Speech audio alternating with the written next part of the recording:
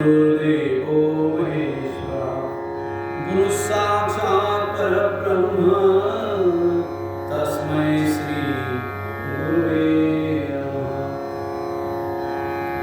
दिगंबरा दिगंबरा श्रीपादवल्लभ दिगंबरा दिगंबरा दिगंबरा श्रीपादवल्लभ दिगंबरा दिगंबरा दिगंबरा श्रीपादवल्लभ दिगंबरा दिगंबरा दिगंबरा श्रीपादवल्लभ दिगंबरा।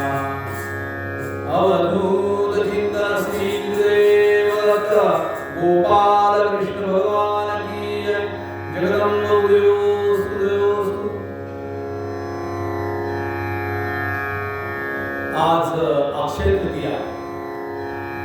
कुठलीही गोष्ट आपण आजच्या मुहूर्तावर जर केली तर त्याला अक्षय्य आयुष्य असतं. म्हणजे आज आपण एखादी वस्तू घेतली, आज आपण एखादा पदार्थ करावा म्हणलं तर तो अक्षय्य टिकतो. आणि म्हणून बऱ्याच वेळा निसर्गामध्ये पूर्वीपासूनच्या लोकांनी खूप अभ्यास केला असेल.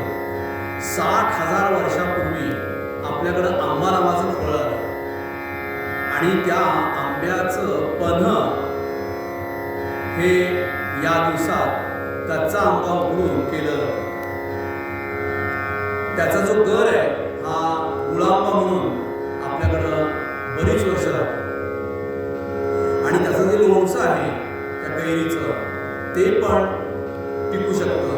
त्यामुळे ते या चैत्र वैशाखातच नेहमी आपले पूर्वंपर लोक सगळे असं करत आहेत. सांगण्यास तात्पर्य आहे की अक्षय तृतीया ही पदार्थापासून वस्तू चैतन्यापर्यंत प्रत्येक गोष्टीमध्ये आपल्याला अक्षय्य आयुष्य देणारी दिसते.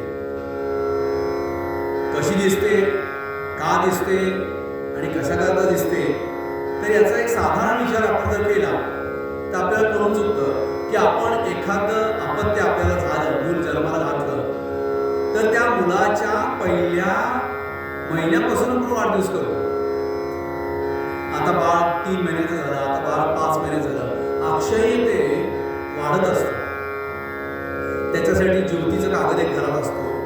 शुक्रवारी त्या ज्योतीची पूजा केली जाते वगैरे वगैरे अनेक परंपरा आपल्याकडे. आणि या परंपरेचं वैशिष्ट्य म्हणून अक्षय तृतीया हा एक 3.5 मुहूर्तापैकी एक मुहूर्त गणला गेला. याच्याही पेक्षा महत्व आणखी की या अक्षय तृतीयेला बरेच जण संकल्प करतात.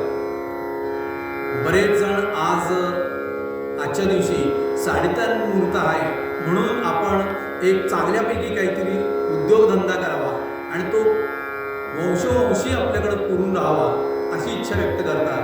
म्हणून अक्षय तृतीयेला उद्घाटन करणं दुकानाचं वगैरे, वेगवेगळ्या उद्योगांचं, वेगवेगळ्या क्रियाप्रक्रियांचं, हा सर्व जो खटाटोप आहे हा कशासाठी केला जातो ते काही नाही, एक जीवनामध्ये सुंदर सुख मिळावं, आनंद मिळावा, आनंद करता यावा म्हणून. पण मला विचारलं तर माझ्यासाठी मी सांगेन की सोडून अज्ञान उभवा गुरुचे मंदिर छान, उभवा गुरुचे मंदिर छान, सोडून अज्ञान, सोडून अज्ञान, उभवा गुरुचे मंदिर छान. ही संकल्पना पोतेकरांच्या मनात होती आणि ती जवळजवळ 1968 पासून 70 पासून होती. त्यावेळेला असं वाटलं की असं एखादं मंदिर असावं. पण त्यांचं जे मंदिर होतं ते पूर्णपणे काल्पनिक होतं. कारण त्यांची त्यावेळची परिस्थिती ही अतिशय विचित्र आणि योगायोग असा होता की फक्त शब्दांचं आणि साहित्याचं आणि काव्याचं भांडार त्यांच्यावर होतं. त्यामुळे ते सगळं त्यांनी एकत्र करून त्याच्यामधून हा त्यांनी एक संयुक्त असा एक विचार केला की असे एक सुंदर काहीतरी निर्माण करावं की ज्याच्यामध्ये या मंदिराची अखंड भव्यता दिसावी. मग त्यांनी त्यात काय काय सांगितलंय, म्हणजे एखादं मंदिर उभा करायचं झालं आणि ते प्रत्यक्षात केलं तर काय होऊ शकतं याचं बोलतं सारखं उदाहरण म्हणजे मी आहे. या उदाहरणानुसार त्यांनी पहिल्या कडव्यामध्ये म्हणलेलं आहे, पुढे असावी पवित्र सरिता वृक्षलतांची नित्य विपुलता औदुंबरवरी छाया धरता औदुंबरवरी छाया धरता खाली सुंदर ध्यान उभवा खाली सुंदर ध्यान उभवा गुरुचे मंदिर छान. मंदिर असं असावं की पुढे सुंदर अशी छान नदी वाहत असावी, झाडी झुडपं सुंदर निसर्ग रम्य असा परिसर फुलांची वाडी असं सगळं असावं आणि सतत औदुंबराची हिरवीगार छाया दत्तप्रभूंच्यावर असावी. आणि अशा प्रकारे त्यांनी काल्पनिक मंदिराची एक परिसरामध्ये स्वतःची कल्पना करून ठेवली. दुसऱ्या कल्पनेत ते म्हणते, सदा सर्वदा फुले असावे सद्भक्ताला दर्शन भावे बंधनात जे कधी नसावे गुरुचे रूप महान उभवा गुरुचे मंदिर छान. सतत ते उघडं असावं खुलं असावं, प्रत्येक सद्भक्ताला त्याचं दर्शन व्हावं, बंधनात ते कुणाच्याही नसावं असे कल्पनाचित्र असे एक मंदिर का कवी नावापुतेकरांचं मत होतं. पहा, मला सहज सांगायचं अक्षरतेवरून की हे काव्य तर अखंड राहिलंच, अक्षय्य राहील, काव्याला अक्षय्य आयुष्य मिळालंच. पण याप्रमाणे ज्या वेळेला माझ्या मनात हा विचार आला आणि ज्यावेळेला मला स्वामींनी कल्पना दिली आणि मला थोडीशी परिस्थिती उभी करून दिली आणि मला तसे सहकारी निर्माण करून दिले, जीवाभावाचे सद्भक्त निर्माण करून दिले, त्यावेळेला मी एक असं मंदिर उभं केलं. आणि ज्यावेळेला हे प्रत्यक्ष उभं राहिलं, वाढता वाढता वाढे निर्बंधार दाखवणे इतकं सुंदर उभं राहिलं, म्हणजे माझ्या कवींची ती कल्पना, कोतेकरांची कल्पना ही साक्षात जेव्हा उतरली आणि ते जेव्हा उभं राहिलं तर आज बघा ना, 1, 2, 3 वर्ष म्हणता म्हणता आज या मंदिराला 25 वर्ष होऊन गेली. अक्षय्य कित्येक वर्ष हे मंदिर चालू आहे, लोक येत आहेत, जात आहेत, दर्शन घेत आहेत.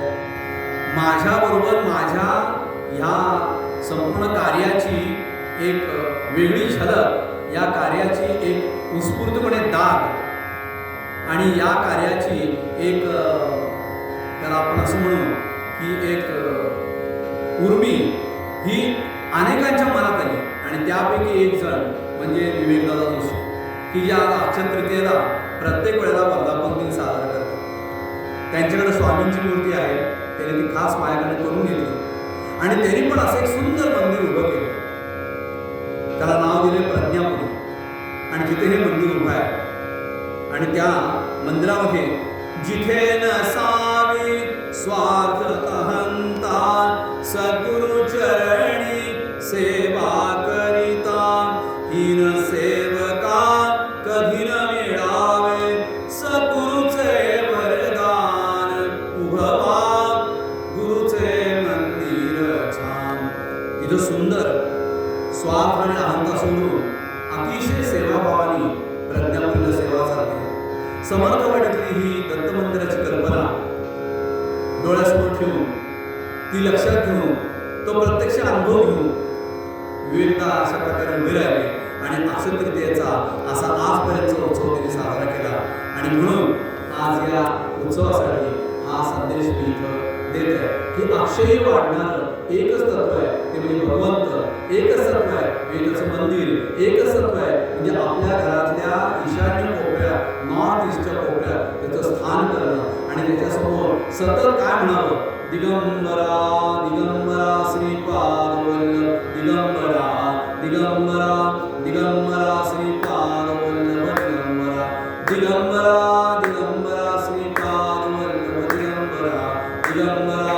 दिगंबरा श्रीपाद वल्लभ दिगंबरा दिगंबरा श्रीपाद वल्लभ दिगंबरा दिगंबरा दिगंबरा श्रीपाद वल्लभ दिगंबरा.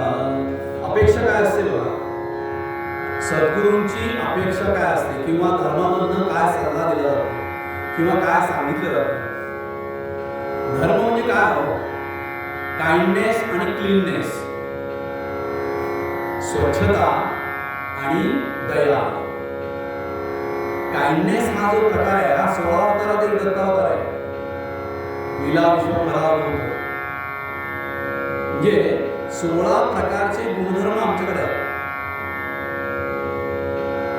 फिटनेस म्हणजे काय? लठ्ठपणा न असणे हा अवतार आहे. हो, तुम्ही या इथं समर्थवाडी मी दाखवतो. सुचिरभूत तो भक्त असावा. सुचिरभूत म्हणजे काय?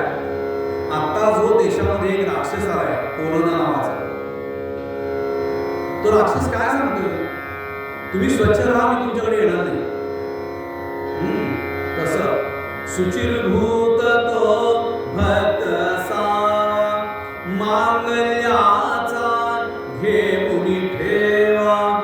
स्वच्छ हात धुवावे, स्वच्छ आंघोळ करावी, अगदी 5 ते 10 20 सेकंद अंगाला पूर्ण साबण लावावं, स्वच्छ गार पाण्याने स्वच्छ आंघोळ करावी.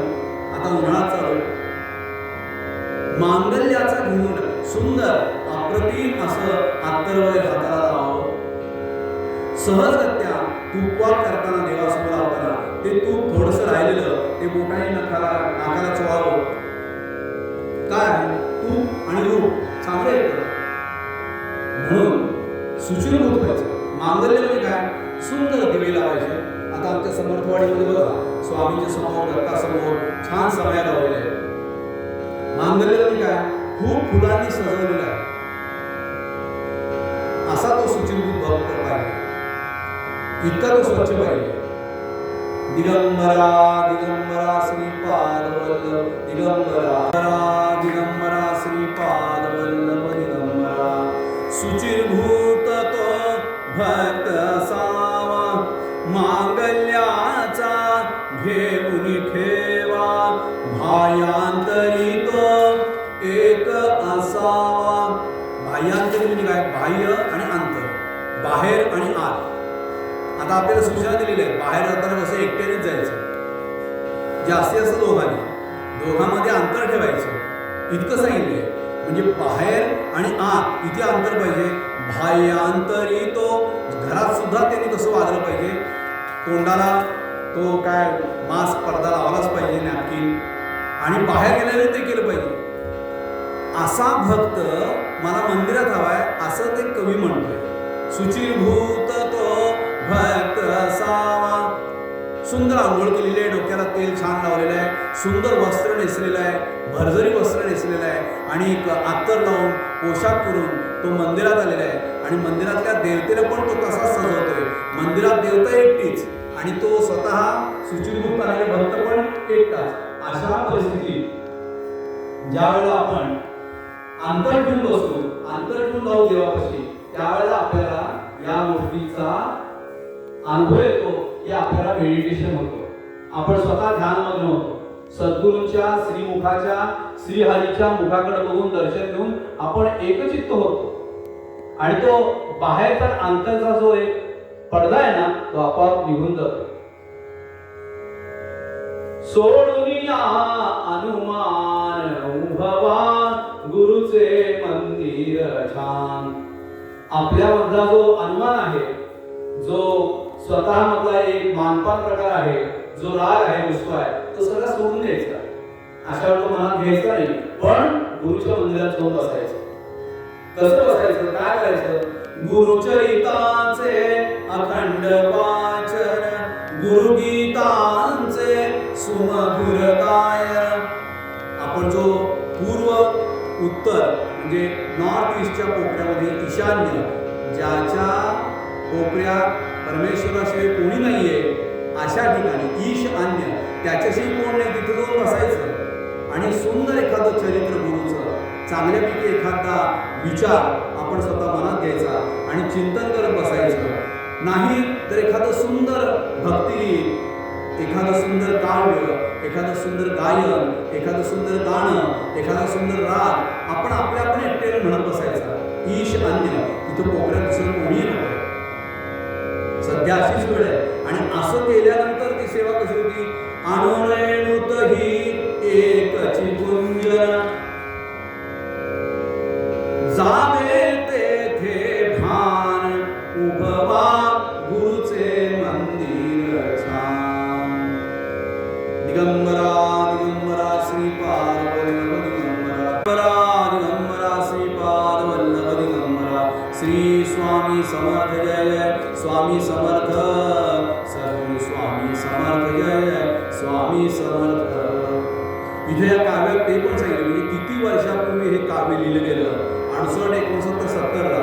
आणि त्यावेळेस सांगून ठेवलं होतं की जिथे न थारा हीन सेवका, म्हणजे जो शिस्त पाळत नाही, जो सुशीलभूत होत नाही, जो स्वच्छ राहत नाहीये, त्याला आमच्या इथं तारा नाहीये.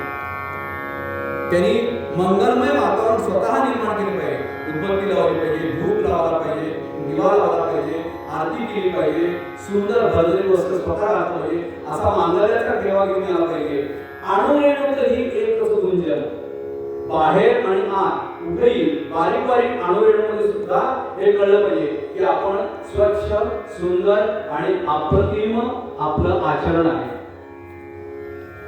जे कोणी असं वागत नाहीये ते कोण आहे? हीन सेवक आहे. जिथे न थारा हीन सेवका, चालविती जे आज्ञा भक्तका. जे असे लोक वागतायत आणि जे भक्ताला सुद्धा अभक्त करतायत, त्यांना साधन करुणी यास गुरुला त्यानं सावे स्थान.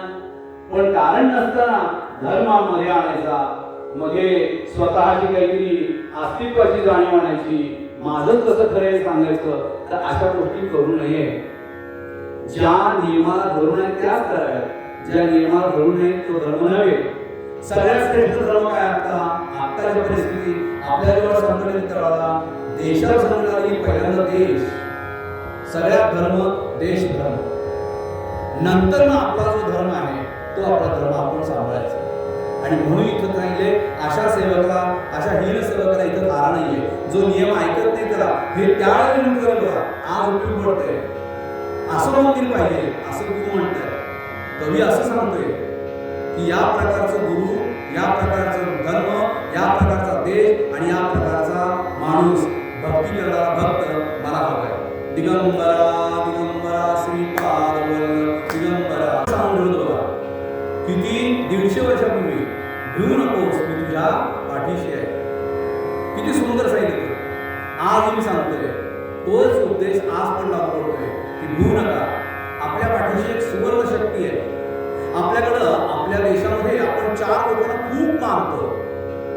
एक पहिला आपला राजा, दुसरा आपण राजानंतर देव मानतो, तिसरा आपण गुरु मानतो आणि चौथा आपण ब्राह्मण मानतो. आपण 4ही लोकांना पूज्य मानतो. ह्या 4ही लोकांना नमस्कार करावा असं शास्त्र आहे. आणि आपण बघा आज राजाचं वचन आपण पाळतोय. राजा हा गुरु आहे, देव हा पण गुरु आहे, गुरु हा गुरूंचा गुरुवर आहे, आणि ब्राह्मण हा भूदेव संतासी सदा नमावे, भूदेव आहे तो. त्यामुळे त्याचेही ऐकलं पाहिजे. ह्या 4 लोकांचं ऐकलं पाहिजे. आणि म्हणून या 4 लोकांनी सांगितलेली आज्ञा आपण पाळली पाहिजे. कशी पाळली पाहिजे ते इथं त्यावेळेला घेऊन गेलं बघा. गुरु भक्तीचे जेथे मंथन, ज्ञान घेऊनी अविरत चिंतन. गुरु भक्तीचे जेथे मंथन. आपल्याकडे जो एक संकट आले, त्या संकटावर आपला जो राजा आहे, आपल्या देशाचा जो प्रधान आहे, त्यांनी बघा किती सुंदर त्याचा विचार केलाय, एवढा अभ्यास केलाय, अविरत चिंतन केले, आणि आपल्याला तो आज्ञा देतोय, आपल्याला तो आदेश देतोय, आणि आपल्याला तो मार्गदर्शन करतोय. अविचल निष्ठा घेऊन या मन. आपण त्याच्यावर निष्ठा ठेवतोय. तो सांगतोय त्याच्यावर अविचल, तो ठामपणे सांगतोय, मी सांगतो तेवढा ऐका. इतके दिवस आपण संपूर्ण देश सगळ्या हालचाली बंद ठेवूया, आपण घरात थांबूया, आपण या संकटाशी मुकाबला करून युद्ध जिंकू. विचार करा, त्यावेळेचे हे भजन, त्यावेळेचे हे काव्य, त्या कवी जो आहे नावाबद्दल त्यांनी कसं लिहिलं असेल, कसं त्याला ते ज्ञान झालं असेल. आविषला निष्ठान ठेवूया मन होईल गुरुसंधान उभवा होईल गुरुसंधान. आता बघा आपलं प्रधानाचं संधान झालेलं आहे.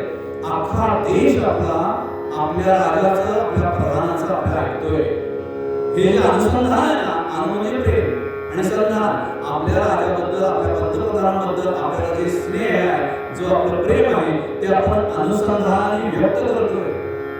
होईल गुरुसंधान उभवा गुरुचे मंदिर छान. देश हा एक मंदिर आहे. शुचिर्भूतता स्वच्छता या देशामध्ये आपण ठेवली की मंदिर म्हणजे हा देश सुंदर एक मंदिरासारखा मांडल्यासारखा अप्रतिम असा जगामध्ये दिसू लागेल. जगामध्ये त्याचं कौतुक होईल. तो तेजोमय दिसेल.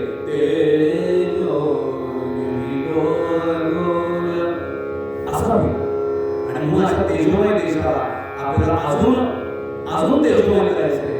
आणि यासाठी आपल्याला हे असं मंदिर उभं करायचंय, असं आमच्या कवीच्या मार्गाला येतं. ही अक्षय तृतीय आहे. अक्षय आणि देशाचं सत्ता संक्रमण सगळं वाढलं पाहिजे. कमी होताच कामा नये. दिगंबरा दिगंबरा श्रीपाद दिगंबरा असे असावे हे गुरु मंदिर, त्यात असावे चरण मनोहर.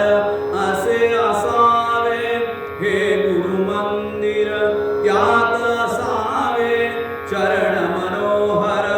नरहरी दत्ता वाचून जेथे कुणासना बहुमान उभवा, कुणासना बहुमान उभवा गुरुचे मंदिर छान. सोडूनिया ज्ञान, सोडूनिया अज्ञान उभवा गुरुचे मंदिर छान. आपण सगळेजण नर आहोत, पुरुष आहोत आणि आपण सहकुटुंब सहपरिवार आहोत. आणि सहकुटुंब सहपरिवार दास आम्ही निरदार अशा स्वरूपात आपण ही संपूर्ण मंदिराची कल्पना आपल्या देशाला देऊया. देशाची कल्पना आपण साकार करूया. आपण शुचिर्भूत राहूया.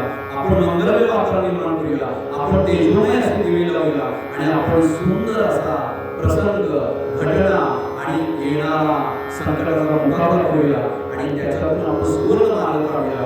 यासाठी अक्षय तृतीयेचं आज आपण पूजन केलेलं आहे.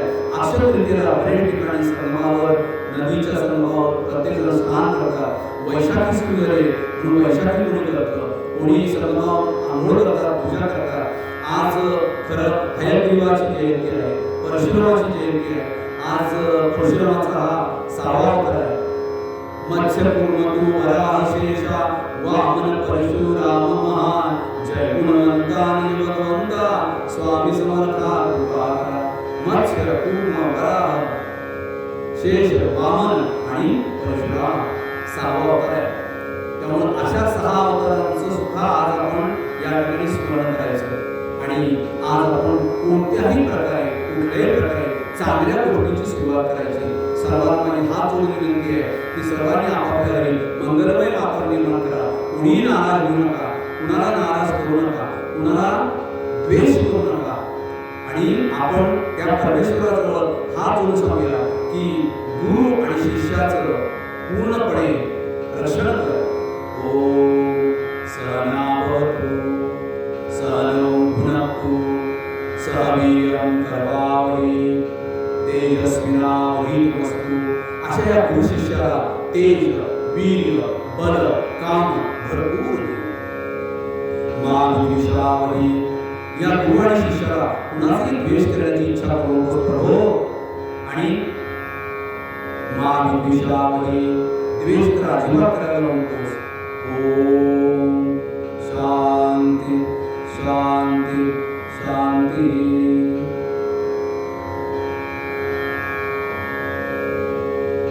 दरवर्षी ठाण्यामध्ये हे 2-2.5 तास 3 तास आरती प्रवचन पूजन नैवेद्य सगळं करत असतो. वेळेला यामध्ये जास्त सहभागी असतात.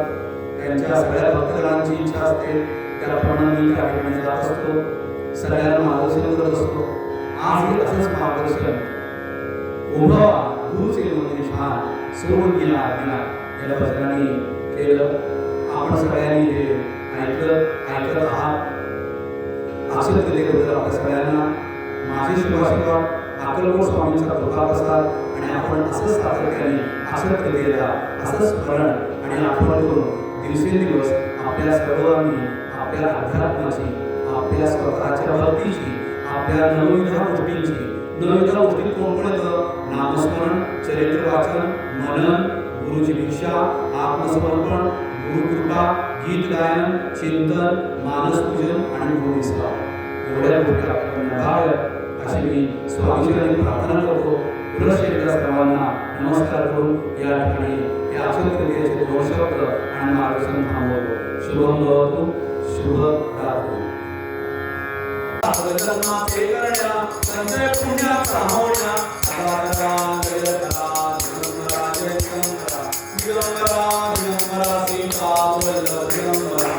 आरती गुरुदत्ता अवधूता नरहरि भाग्य विधाता.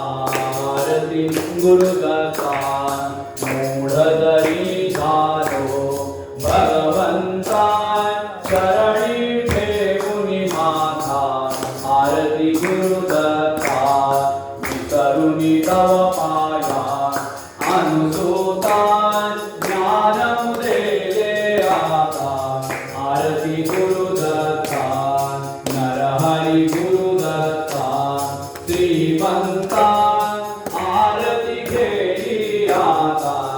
आरती गुरुदत्ता आरती स्वामी राजा कोटी आदित्य तेजा तू गुरुमय बाप प्रभो आजानुजा.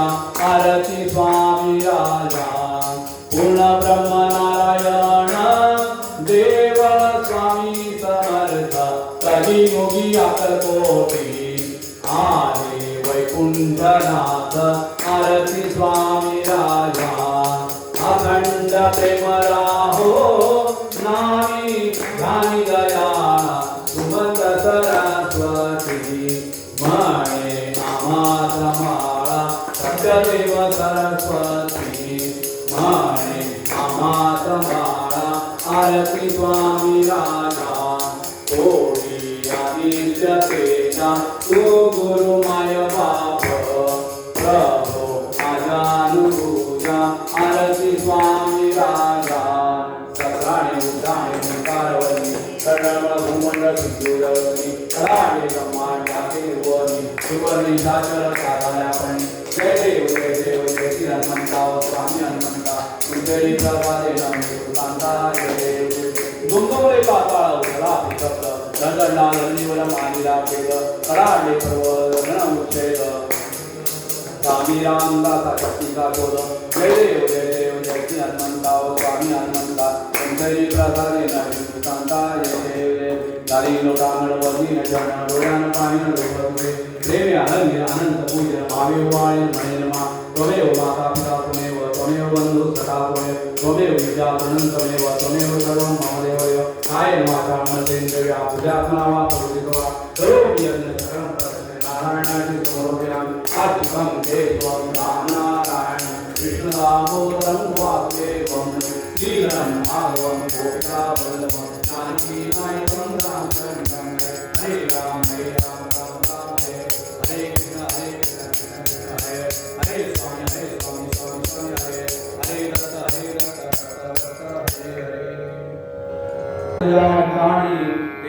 ते सद्गुरुवाय गुरु ब्रह्मा गुरु विष्णु गुरुदेवो महेश्वरा गुरु साक्षात् परब्रह्म तस्मै श्री गुरुवे नमः.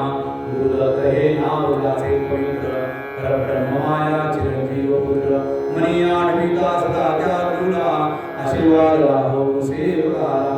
न घडो मत्सर पुण्या जीवाचा मी भारान्याय मा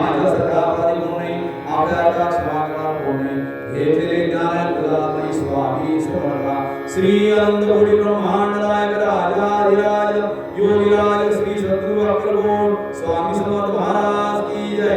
अवधूत चिंतन श्री गुरुदेव दत्त गोपाल कृष्ण भगवान की जय। जगदम्ब गुरुदेव सुदेव। ओम नमः शिवाय ओम नमः शिवाय ओम नमः शिवाय ओम नमः शिवाय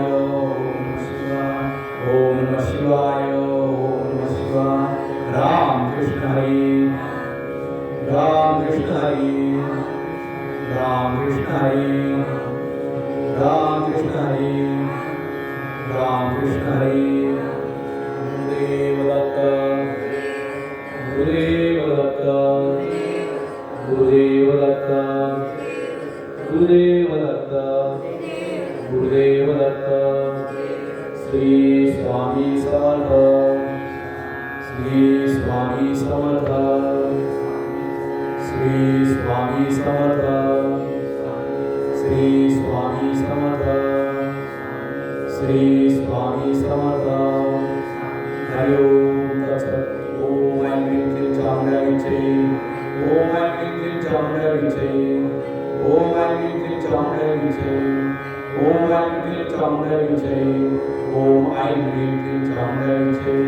सर्वमङ्गलमाङ्गल्ये शिवे सर्वार्थसाधिके शरण्ये त्र्यंबके गौरी नारायणी नमोस्तुते। देवा तू सागर करुणेचा देवा तुझराची दुःख सांगावे तुझ वाचून तर राहते दिनमुख पसरोनी काय मागावे देवा